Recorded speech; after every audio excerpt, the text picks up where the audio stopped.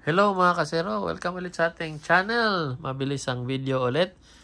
Sa mga kaibigan kong nagtatanong at nag-request sa video na to, ituturo ko daw or papakita ko sa inyo kung paano i-connect yung mga GoPro nyo. Shoutout sa may mga GoPro dyan. I-connect yung GoPro nyo sa inyong intercom. Okay? But before that, once again, intro muna tayo.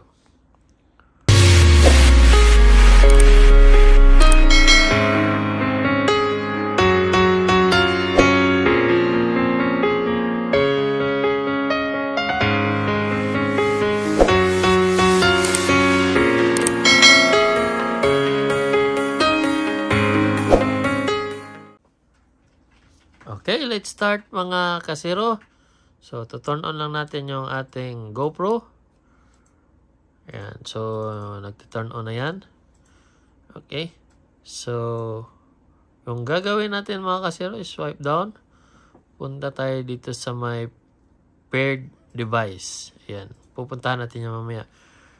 But, bago tayo pupunta dyan, ito turn on muna natin to para pag turn on natin sa ating paired device, makikita natin agad yung ating device na naka-on. Okay, so long press lang yung ating intercom. So narinig nyo na may nagsasabing power on. Okay, so dito tayo sa may ayan, so automatic nakikita agad C2 Pro. So click nyo lang yan.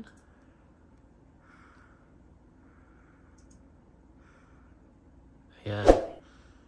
Ayan. So, narinig nyo rin na mag-connected. At saka makikita nyo rin kung halimbawa hindi naka-connect yung mga mic nyo at saka itong earpiece. Magsasabi rin siya, makikita nyo kung naka-connect dahil may ganito. Okay, may parang basurahan na ipo-forget nyo yung So, yan lang. Ganun lang kabilis mga kasero mag-connect ng GoPro at saka intercom nyo. So, sa mga kung gusto nyo namang i-disconnect mga kasero, again, swipe ulit. Yan, nakikita nyo may may nagbi-blink na dyan. So, ibig sabihin ka-connect yung mic. So, balik tayo dito. Itatanggalin natin yung C2 Pro.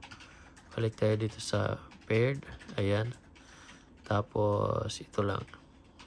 Ayan. So, lalabas ito. Remove C2 Pro. Are you sure you want your GoPro to remove this device? Okay, remove lang. Ayan. Naririnig nyo na disconnected.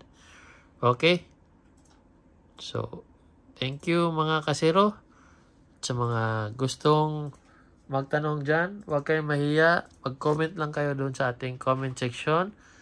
At sa mga bago pa lang sa channel natin, don't forget to like, share, and subscribe. Once again, thank you mga kasero. Bye-bye!